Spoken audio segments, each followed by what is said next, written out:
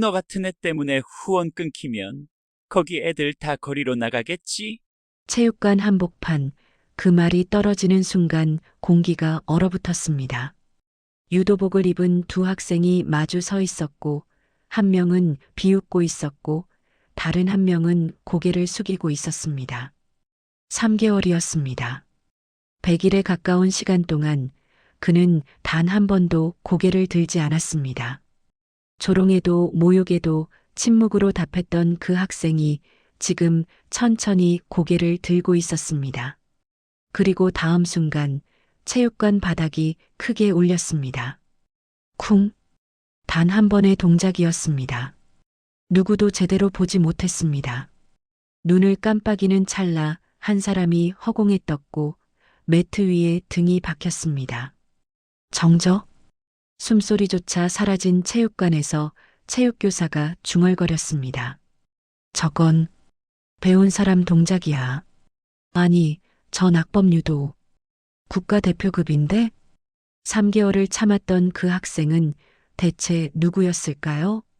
그리고 왜 그토록 오랜 시간을 참아야만 했던 걸까요? 이 놀라운 반전의 전체 이야기가 궁금하시다면 잠시만 구독 버튼을 눌러주세요. 평범해 보이는 사람들의 숨겨진 이야기를 매일 전해드립니다. 모든 것은 석 달 전 늦봄의 어느 날로 거슬러 올라갑니다. 5월의 햇살이 교실 창문을 통해 쏟아지던 날이었습니다. 담임 선생님 뒤를 따라 교실에 들어선 소년의 첫인상은 투명함이었습니다. 낡아서 색이 바랜 교복, 너무 짧은 바짓단, 그리고 어디를 보는지 알 수 없을 만큼 낮게 숙인 고개.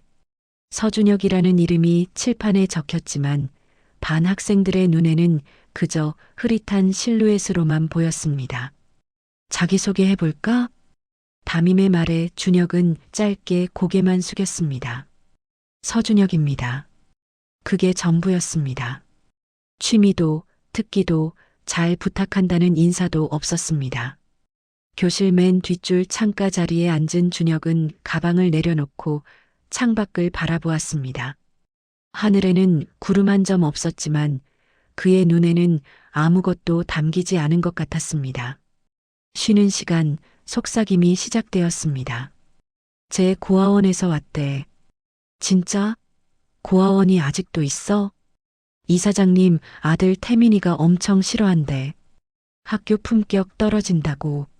소문은 바람처럼 빠르게 번졌습니다.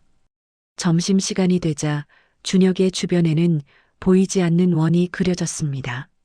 아무도 그 원 안으로 들어가지 않았고 준혁도 그 원 밖으로 나가지 않았습니다. 이태민은 직접 손을 대지 않았습니다. 그럴 필요가 없었습니다. 그는 그저 점심시간에 자신의 무리와 함께 준혁의 자리 옆을 지나가며 코를 막는 신용을 했을 뿐입니다. 그것만으로 충분했습니다. 다음 날부터 준혁 옆자리에는 아무도 앉지 않았습니다. 야, 조별 과제 줬자자. 태민이 반 전체를 둘러보며 말했을 때 모든 시선이 그를 따랐습니다. 그리고 자연스럽게 준혁만 남았습니다. 태민은 담임에게 웃으며 말했습니다. 선생님, 서준혁은 혼자 해도 될 것 같아요. 제 말을 안 해서 조원들이 불편해하거든요. 담임 김현수는 잠시 망설였지만 결국 고개를 끄덕였습니다. 이사장 아들의 말을 거스를 배짱은 그에게 없었습니다. 준혁은 아무 말도 하지 않았습니다. 그저 창밖만 바라보았습니다. 하지만 그의 손은 책상 아래에서 조용히 떨리고 있었습니다. 그것은 분노가 아니었습니다. 슬픔도 아니었습니다. 익숙함이었습니다. 버려진다는 것, 혼자가 된다는 것, 그것에 익숙해져 버린 사람만이 가질 수 있는 무표정이었습니다. 점심시간, 준혁은 옥상으로 향했습니다. 급식실에서 밥을 먹을 수 없었던 건 돈이 없어서만은 아니었습니다. 누군가 그의 뒤에 줄을 서면 한숨을 쉬었고 그의 앞에 선 사람은 슬쩍 자리를 옮겼습니다. 그런 공기 속에서 밥을 삼키는 건 모래를 씹는 것과 같았습니다. 옥상 철문을 열고 나온 준혁은 녹슨 난간에 기대어 섰습니다. 주머니에서 꺼낸 것은 사탕 2알이었습니다. 고아원에서 챙겨온 것이었습니다. 하나를 입에 넣고 천천히 녹이며 그는 먼 하늘을 바라보았습니다. 원장님이 돌아가신 건 2달 전이었습니다. 암이었습니다. 발견되었을 때는 이미 손 쓸 수 없는 상태였습니다. 마지막 순간까지 원장님은 준혁의 손을 잡고 말씀하셨습니다. 준혁아, 약속해다오. 주먹은 지킬 때만 쓰는 거야. 내가 싸우면 아이들이 대신 벌을 받는다. 그 말의 의미를 준혁은 너무나 잘 알고 있었습니다. 원장님이 남긴 장학금, 고아원 아이들, 12명이 고등학교까지 다닐 수 있게 해주는 그 돈에는 조건이 붙어 있었습니다. 수혜자가 폭력 사건에 연루될 경우 장학금은 전원 취소. 준혁은 자신을 위해 참는 게 아니었습니다. 아직 초등학생인 민서, 겨우 5살인 지호, 14살에 처음 학교에 다니기 시작한 수빈이. 그 아이들의 얼굴이 떠오를 때마다 그는 주먹을 폈습니다. 사탕이 다 녹았을 때 옥상 문이 열리는 소리가 들렸습니다. 여기 있었구나. 박소연이었습니다. 같은 반 여학생. 유일하게 준혁에게 말을 거는 사람이었습니다. 왜 맨날 여기서 밥 먹어? 급식실 가면 되잖아. 준혁은 대답하지 않았습니다. 소연은 개의치 않고 그의 옆에 섰습니다. 나도 여기서 먹어도 돼? 급식실 너무 시끄러워서. 그녀는 도시락을 펼치며 자연스럽게 앉았습니다. 그리고 밑반찬 하나를 준혁 쪽으로 밀었습니다. 이거 우리 엄마가 만든 건데 양이 너무 많아. 도와줘. 준혁은 그 반찬을 한참 동안 바라보았습니다. 따뜻한 것이었습니다. 누군가 자신을 위해 만든 게 아니라는 걸 알면서도 그 온기가 가슴 어딘가를 건드렸습니다. 그는 조용히 젓가락을 들었습니다. 한 달이 지났습니다. 준혁의 일상은 마치 물 위에 뜬 기름처럼 학교라는 공간 위에서 섞이지 않고 떠돌았습니다. 아침에 등교해서 자리에 앉고 수업을 듣고 점심은 옥상에서 먹고 다시 수업을 듣고 홀로 하교하는 반복. 그 사이 어느 누구와도 눈을 마주치지 않았고 어떤 대화에도 끼지 않았습니다. 하지만 그것이 평화로웠던 건 아닙니다. 태민의 방식은 교묘했습니다. 그는 준혁을 직접 건드리지 않았습니다. 대신 공기를 바꾸었습니다. 준혁이 복도를 걸으면 학생들이 자연스럽게 길을 터주었습니다. 피해서가 아니라 존재하지 않는 것처럼 취급해서였습니다. 준혁이 급식줄에 서면 앞뒤 사람이 슬쩍 간격을 벌렸습니다. 불쾌해서가 아니라 그냥 그래야 할 것 같아서였습니다. 그것은 폭력이 아니었습니다. 무시도 아니었습니다. 그것은 지우기였습니다. 서준혁이라는 존재를 학교라는 세계에서 천천히 하지만 완전하게 지워나가는 작업이었습니다. 어느 날 체육 시간이었습니다.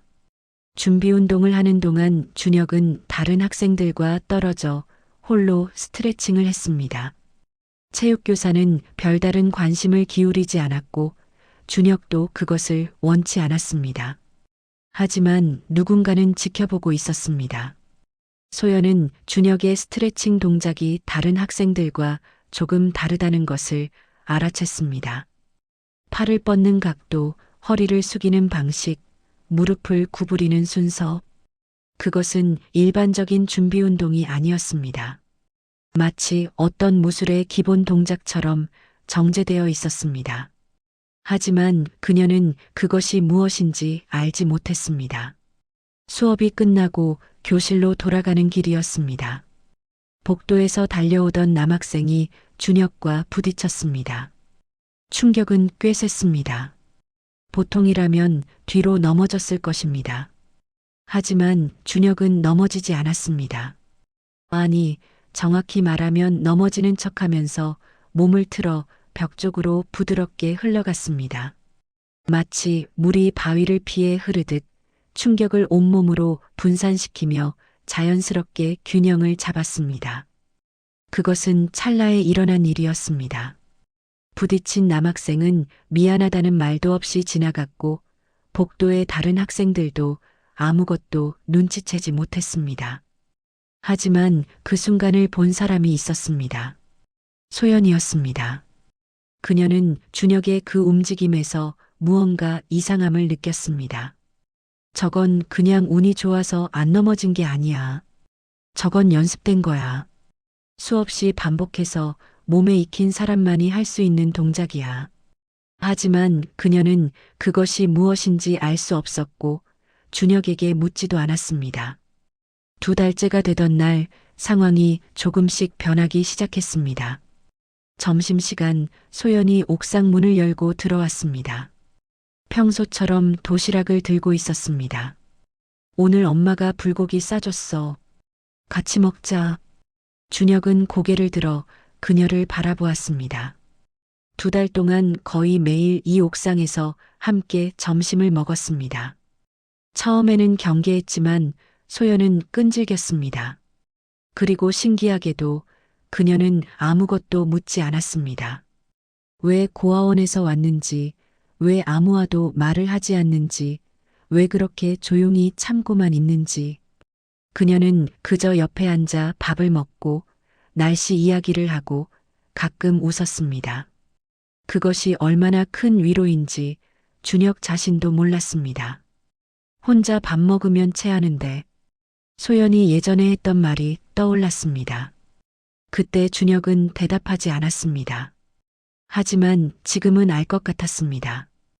혼자 밥을 먹으면 체하는 게 아니라 외로움이 목을 막는 거였습니다. 너 왜 나한테 이래? 어느 날 준혁이 물었습니다. 2달 만에 그가 먼저 건넨 질문이었습니다. 소연은 하늘을 보며 잠시 생각하다가 말했습니다. 우리 언니가 그랬거든. 뭘? 아무도 옆에 없으면 사람이 투명해진다고. 자기도 모르게 점점 흐려져서 나중엔 거울 봐도 자기 얼굴이 안 보인다고. 소연의 목소리가 살짝 떨렸습니다. 준혁은 더 묻지 않았습니다. 하지만 그 말은 가슴 어딘가에 조용히 내려앉았습니다. 그녀에게도 무언가 아픈 기억이 있구나. 그래서 나를 보는 거구나. 3달째가 시작될 무렵 태민의 시선이 달라졌습니다. 그는 준혁이 아니라 소연을 보기 시작했습니다.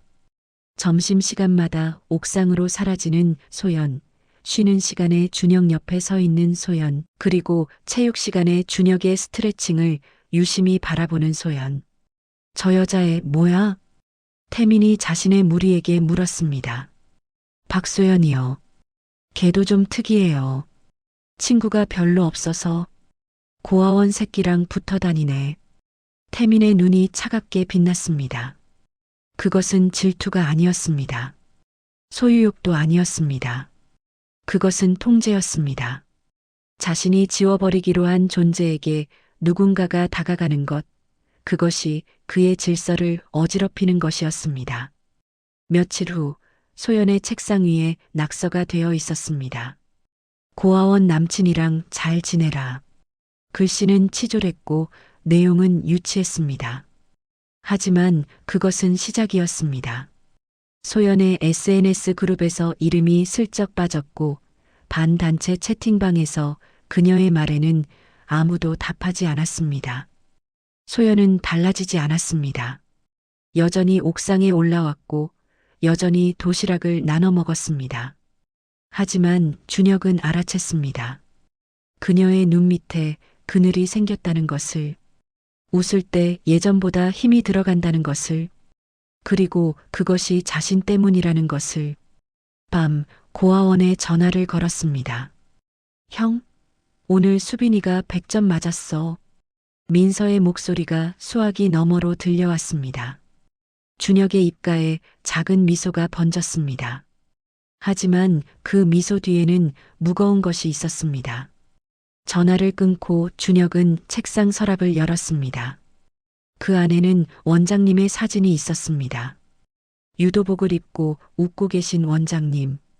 젊은 시절, 국가대표였던 시절의 사진이었습니다. 참고 있어요, 원장님. 준혁은 낮게 중얼거렸습니다. 근데 언제까지 참아야 하는 걸까요? 창밖으로 보이는 밤하늘에는 별이 없었습니다. 구름이 모든 것을 가리고 있었습니다. 마치 지금 그의 마음처럼 축제 준비가 시작되었습니다. 가을이 다가오는 계절, 학교 전체가 들뜬 분위기에 휩싸였습니다. 각 밤마다 부스를 준비하고 강당에서는 공연 연습이 한창이었습니다. 웃음소리와 떠드는 소리가 복도를 가득 채웠지만 그 어디에도 서준혁의 자리는 없었습니다. 서준혁은 무대 뒤 창고 정리에 담임의 짓이었습니다. 아무도 하기 싫어하는 일, 가장 눈에 띄지 않는 일, 축제와 가장 거리가 먼 일. 그것이 준혁에게 주어졌습니다. 준혁은 고개를 끄덕이고 창고로 향했습니다. 무대 뒤 창고는 학교 건물 가장 구석에 있었습니다. 오래된 소품들, 먼지 쌓인 현수막들, 부서진 의자들이 뒤엉켜 있는 공간, 창문이 없어서 문을 닫으면 완전한 어둠이 되는 곳이었습니다. 준혁은 묵묵히 짐을 정리했습니다. 무거운 상자를 옮기고 망가진 것들을 분류하고 쓸만한 것들을 골라냈습니다. 땀이 흘렀지만 쉬지 않았습니다. 일을 하는 동안만큼은 아무것도 생각하지 않아도 됐기 때문입니다. 얼마나 시간이 지났을까요? 문이 닫히는 소리가 들렸습니다. 처음에는 바람인 줄 알았습니다. 하지만 곧이어 철컥 하는 소리가 들렸습니다. 자물쇠 소리였습니다. 준혁은 손에 들고 있던 상자를 내려놓고 문 쪽으로 걸어갔습니다. 손잡이를 돌려보았습니다. 열리지 않았습니다. 밀어보았습니다. 꿈쩍도 하지 않았습니다. 그리고 문 너머에서 웃음소리가 들려왔습니다. 야, 거기 좀 있어라. 창고 정리 열심히 해. 태민의 목소리였습니다. 문 잠긴 줄 몰랐다, 알았지? 킥킥거리는 웃음이 멀어져 갔습니다. 발소리가 사라지고 곧 완전한 정적이 찾아왔습니다. 어둠이었습니다. 창문이 없는 창고 안은 한치 앞도 보이지 않는 칠흑 같은 어둠이었습니다. 준혁은 문에 등을 기대고 천천히 바닥에 앉았습니다. 화가 나야 했습니다. 소리를 질러야 했습니다. 문을 두드리며 누군가를 불러야 했습니다. 하지만 준혁은 그러지 않았습니다.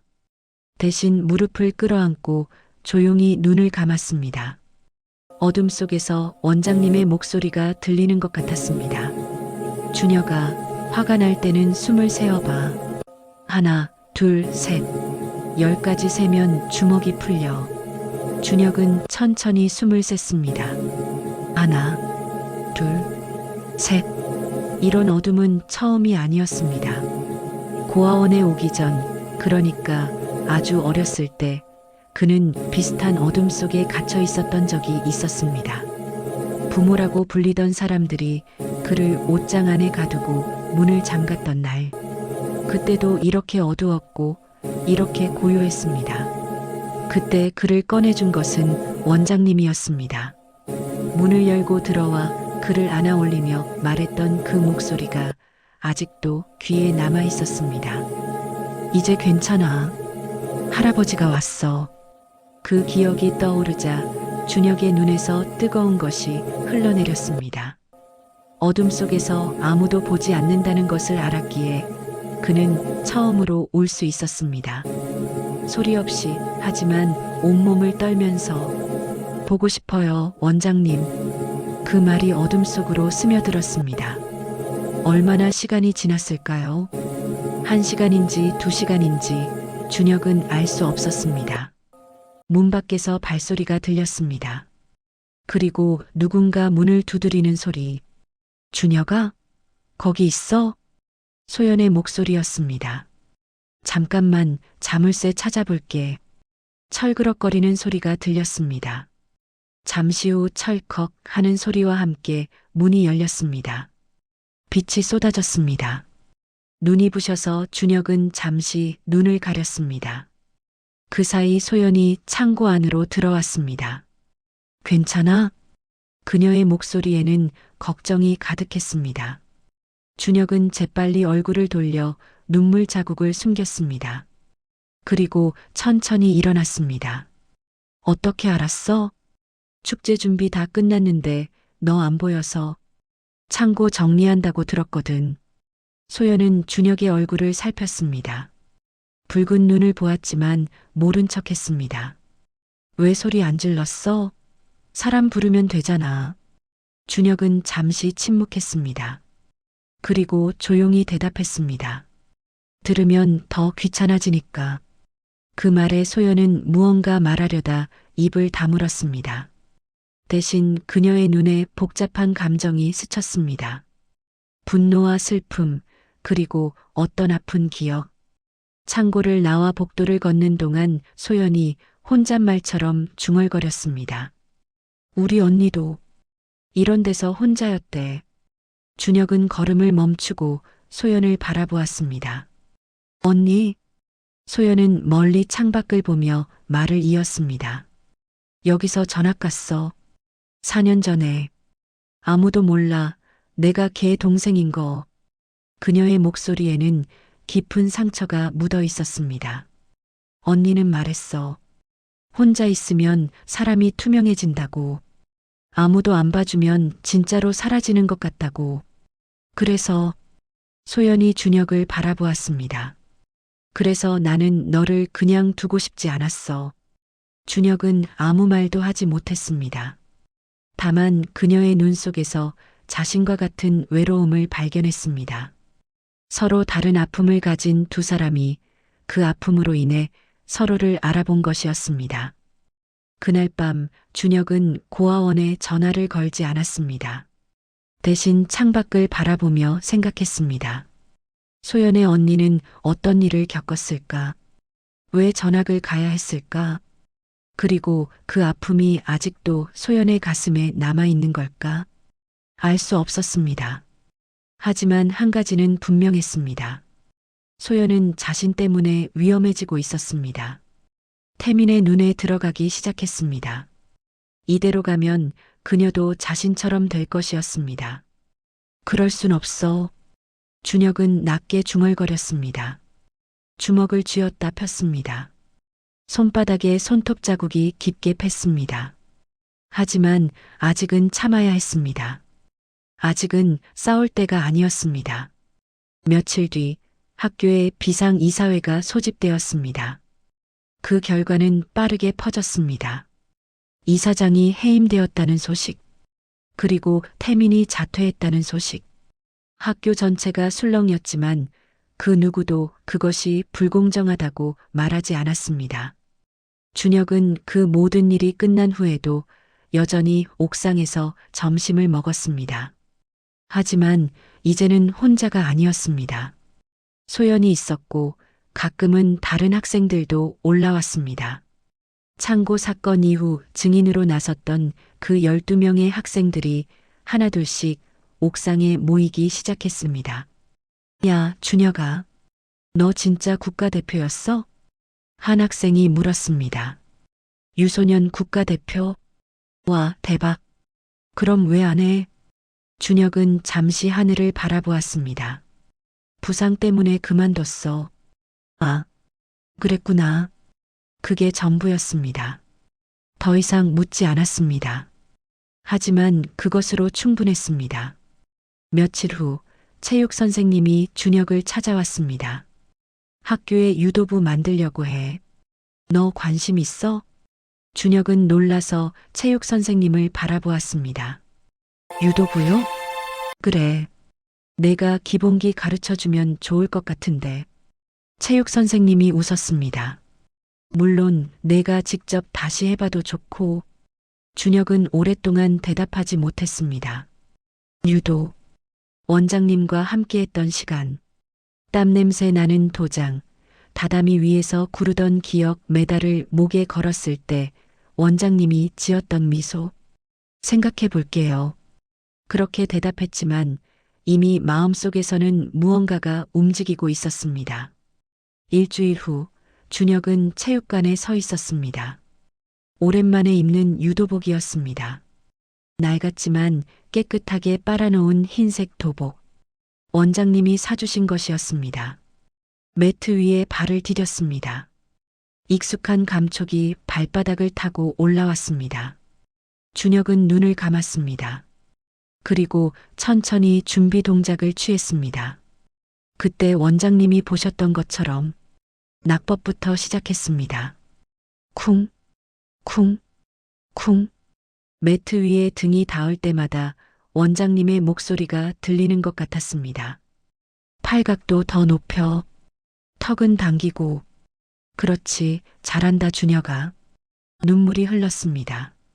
하지만 멈추지 않았습니다. 일어나고 넘어지고 다시 일어났습니다. 수백 번을 반복했던 그 동작들이 몸에서 되살아났습니다. 녹슬었던 것들이 다시 빛나기 시작했습니다. 체육관 입구에서 소연이 지켜보고 있었습니다. 그녀는 웃고 있었습니다. 그날 밤 준혁은 고아원에 전화를 걸었습니다. 형? 민서의 목소리가 수화기 너머로 들려왔습니다. 형, 들었어. 장학금 그대로래. 원장 선생님이 전화 왔었어. 준혁의 심장이 멈춘 것 같았습니다. 뭐라고? 장학재단에서 연락 왔대. 형이 싸운 거 정당방위로 인정됐대. 그래서 장학금 취소 안 된대. 준혁은 말을 잇지 못했습니다. 형 왜 말이 없어? 아니, 아무것도 아니야. 준혁의 목소리가 떨렸습니다. 수빈이랑 지호는? 여기 있어. 지호야, 형이야. 수화기 너머로 아이들의 제잘거리는 소리가 들렸습니다. 형, 보고 싶어? 형, 언제 와? 형, 나 오늘 유치원에서 상 받았어. 그 목소리들을 들으며 준혁은 처음으로 편하게 웃었습니다. 곧 갈게. 다음 달에 방학이니까. 전화를 끊고 준혁은 창밖을 바라보았습니다. 밤하늘에 별이 떠 있었습니다. 석 달 전에는 보이지 않았던 별들이 이제는 선명하게 보였습니다. 책상 서랍을 열었습니다.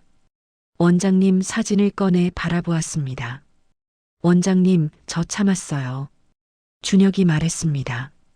3개월 동안요. 그리고 딱 한 번 싸웠어요. 지킬 때만 쓰라고 하셨잖아요.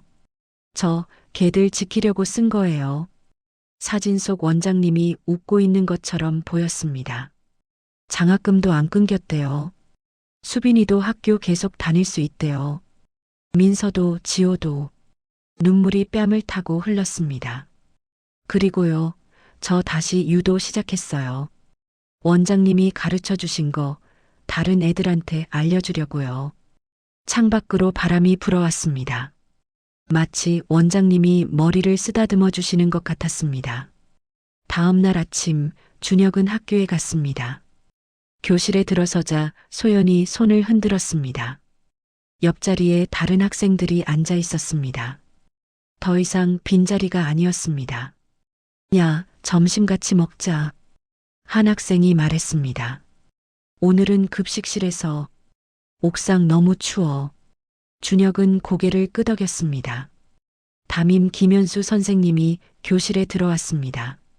그는 출석을 부르다가 준혁과 눈이 마주쳤습니다. 그리고 작게 웃었습니다. 준혁도 고개를 숙여 인사했습니다. 평범한 아침이었습니다. 하지만 석 달 전과는 완전히 다른 아침이었습니다. 방과 후 체육관에서 유도부 첫 모임이 있었습니다. 10명의 학생이 모였습니다. 그 중에는 창고 사건 때 증인으로 나섰던 학생들도 있었습니다. 준혁이 앞에 섰습니다. 유도에서 가장 중요한 건 넘어지는 법이에요. 그가 말했습니다. 제대로 넘어질 줄 알아야 다시 일어날 수 있어요. 매트 위에서 낙법 시범을 보였습니다. 쿵. 완벽한 낙법이었습니다. 이렇게요. 준혁이 일어나며 말했습니다. 소연이 체육관 입구에서 지켜보고 있었습니다. 그녀 옆에는 담임 선생님도 서 있었습니다. 잘하더라, 유도. 담임이 중얼거렸습니다. 그러게요. 소연이 웃었습니다. 체육관 안에 학생들의 웃음소리가 퍼졌습니다. 3개월 전 서준혁은 투명한 존재였습니다.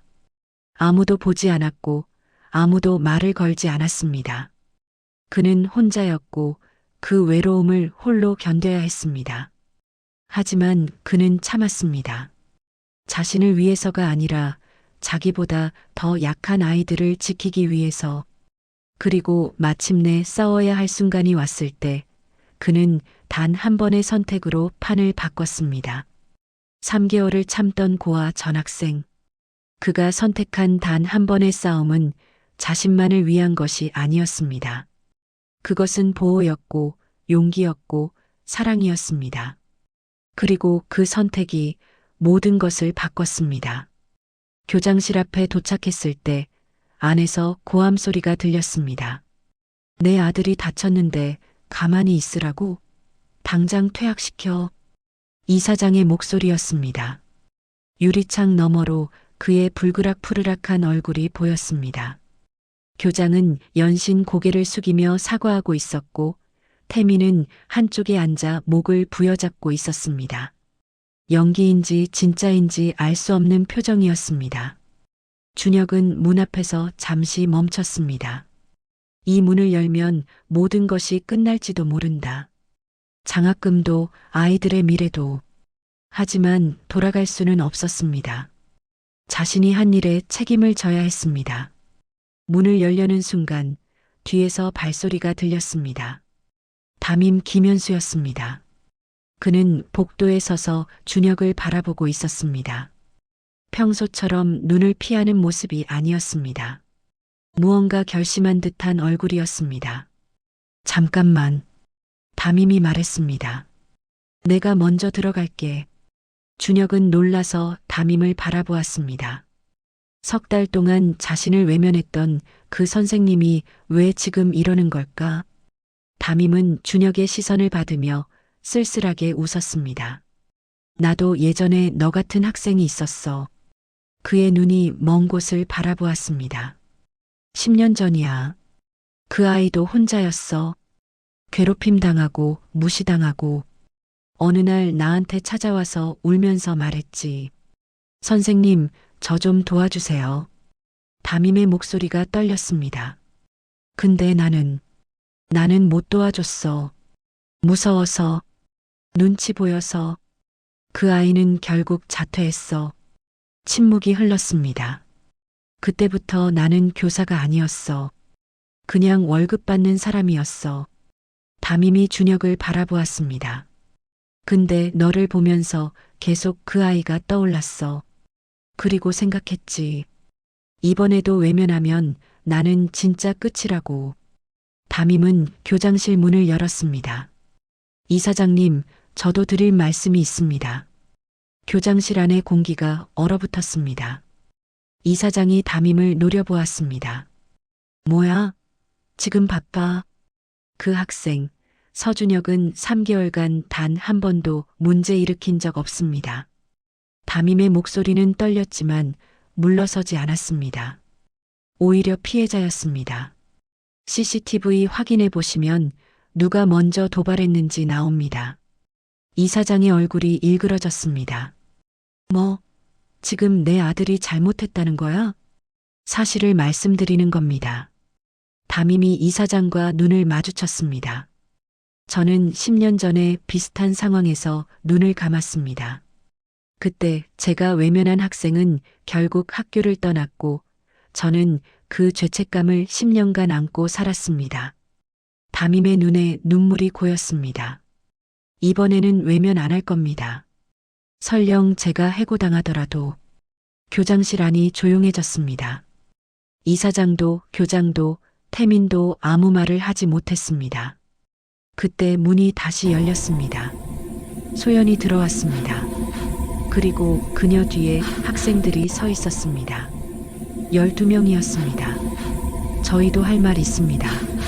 소연이 말했습니다. 이태민이 3개월간 서준혁한테 한 짓 다 봤습니다. 학생들이 하나씩 말하기 시작했습니다. 저 점심시간에 봤어요. 태민이가 준혁이 도시락 숨기라고 시켰어요. 저도요. 체육 시간에 일부러 태클 걸라고 했어요. SNS에서 준혁이 욕하는 것도 봤어요. 태민이가 올린 거예요. 증언이 이어졌습니다. 이사장의 얼굴이 점점 굳어졌습니다. 태민은 고개를 숙였습니다. 소연이 마지막으로 앞으로 나섰습니다. 그리고 하나 더요. 그녀의 목소리가 떨렸습니다. 하지만 눈은 단단했습니다. 4년 전에 이 학교에서 전학 간 박소연, 제 언니예요. 교장실 안의 공기가 또다시 얼어붙었습니다. 언니도 왕따 당했어요. 너무 힘들어서 결국 학교 떠났어요. 그리고 그때 언니를 괴롭힌 사람이 소연이 태민을 바라보았습니다. 이태민, 내 아들이에요. 침묵이 흘렀습니다. 무거운 침묵이었습니다. 이사장의 얼굴에서 핏기가 사라졌습니다. 그는 태민을 바라보았습니다. 이게 사실이야? 태민은 대답하지 못했습니다. 고개를 더 깊이 숙일 뿐이었습니다. 사실이냐고 이사장이 소리쳤습니다. 하지만 그 고함 속에는 분노만 있는 게 아니었습니다. 어딘가 무너지는 소리가 섞여 있었습니다. 자신이 믿었던 것들이, 자신이 지키려 했던 것들이 산산조각 나는 소리. 준혁은 그 모든 것을 조용히 지켜보았습니다. 그리고 처음으로 자신이 혼자가 아니라는 것을 깨달았습니다. 며칠 뒤 학교에 비상이사회가 소집되었습니다. 그 결과는 빠르게 퍼졌습니다. 이사장이 해임되었다는 소식, 그리고 태민이 자퇴했다는 소식. 학교 전체가 술렁였지만 그 누구도 그것이 불공정하다고 말하지 않았습니다. 준혁은 그 모든 일이 끝난 후에도 여전히 옥상에서 점심을 먹었습니다. 하지만 이제는 혼자가 아니었습니다. 소연이 있었고 가끔은 다른 학생들도 올라왔습니다. 창고 사건 이후 증인으로 나섰던 그 12명의 학생들이 하나둘씩 옥상에 모이기 시작했습니다. 야, 준혁아, 너 진짜 국가대표였어? 한 학생이 물었습니다. 유소년 국가대표? 와, 대박. 그럼 왜 안 해? 준혁은 잠시 하늘을 바라보았습니다.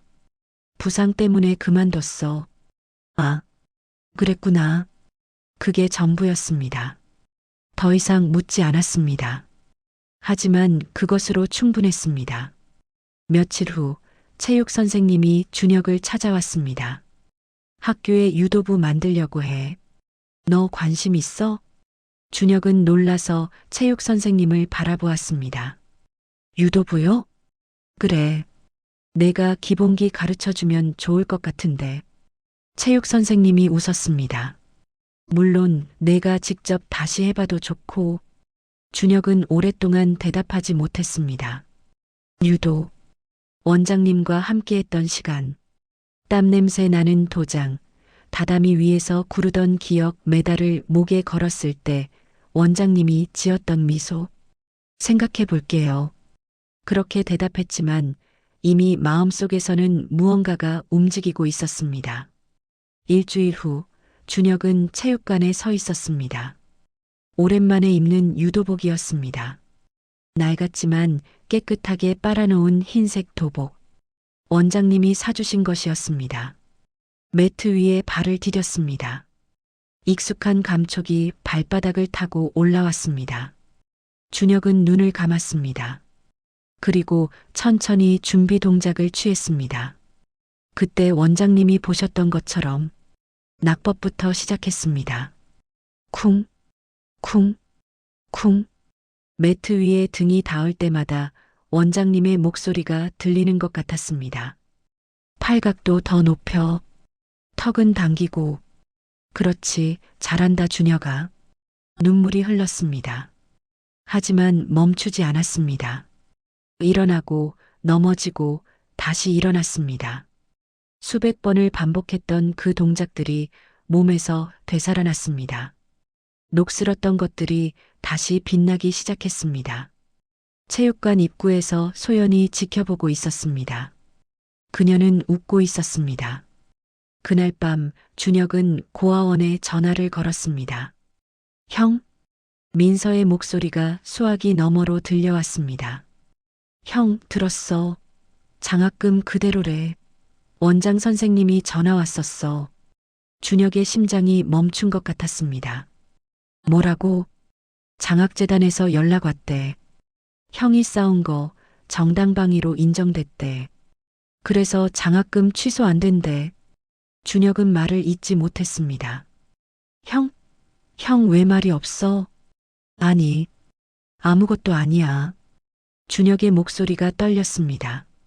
수빈이랑 지호는? 여기 있어. 지호야, 형이야.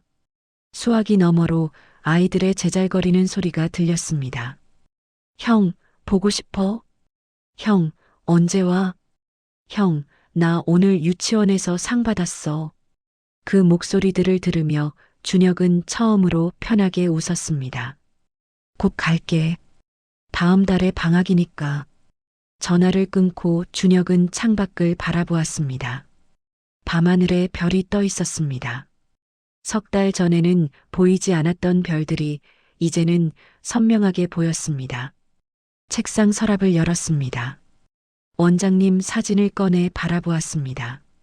원장님, 저 참았어요. 준혁이 말했습니다. 3개월 동안요. 그리고 딱 한 번 싸웠어요. 지킬 때만 쓰라고 하셨잖아요. 저 걔들 지키려고 쓴 거예요. 사진 속 원장님이 웃고 있는 것처럼 보였습니다.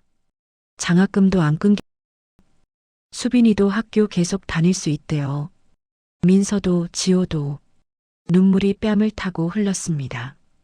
그리고요, 저 다시 유도 시작했어요. 원장님이 가르쳐 주신 거 다른 애들한테 알려주려고요. 창밖으로 바람이 불어왔습니다. 마치 원장님이 머리를 쓰다듬어 주시는 것 같았습니다. 다음 날 아침 준혁은 학교에 갔습니다. 교실에 들어서자 소연이 손을 흔들었습니다. 옆자리에 다른 학생들이 앉아 있었습니다. 더 이상 빈자리가 아니었습니다. 야, 점심 같이 먹자. 한 학생이 말했습니다. 오늘은 급식실에서. 옥상 너무 추워. 준혁은 고개를 끄덕였습니다. 담임 김현수 선생님이 교실에 들어왔습니다. 그는 출석을 부르다가 준혁과 눈이 마주쳤습니다. 그리고 작게 웃었습니다. 준혁도 고개를 숙여 인사했습니다. 평범한 아침이었습니다. 하지만 석 달 전과는 완전히 다른 아침이었습니다. 방과 후 체육관에서 유도부 첫 모임이 있었습니다. 10명의 학생이 모였습니다. 그 중에는 창고 사건 때 증인으로 나섰던 학생들도 있었습니다. 준혁이 앞에 섰습니다. 유도에서 가장 중요한 건 넘어지는 법이에요. 그가 말했습니다. 제대로 넘어질 줄 알아야 다시 일어날 수 있어요. 매트 위에서 낙법 시범을 보였습니다. 쿵. 완벽한 낙법이었습니다. 이렇게요. 준혁이 일어나며 말했습니다. 소연이 체육관 입구에서 지켜보고 있었습니다. 그녀 옆에는 담임 선생님도 서 있었습니다. 잘하더라, 유도. 담임이 중얼거렸습니다. 그러게요. 소연이 웃었습니다. 체육관 안에 학생들의 웃음소리가 퍼졌습니다. 3개월 전 서준혁은 투명한 존재였습니다. 아무도 보지 않았고 아무도 말을 걸지 않았습니다. 그는 혼자였고 그 외로움을 홀로 견뎌야 했습니다. 하지만 그는 참았습니다. 자신을 위해서가 아니라 자기보다 더 약한 아이들을 지키기 위해서. 그리고 마침내 싸워야 할 순간이 왔을 때 그는 단 한 번의 선택으로 판을 바꿨습니다. 3개월을 참던 고아 전학생. 그가 선택한 단 한 번의 싸움은 자신만을 위한 것이 아니었습니다. 그것은 보호였고 용기였고 사랑이었습니다. 그리고 그 선택이 모든 것을 바꿨습니다.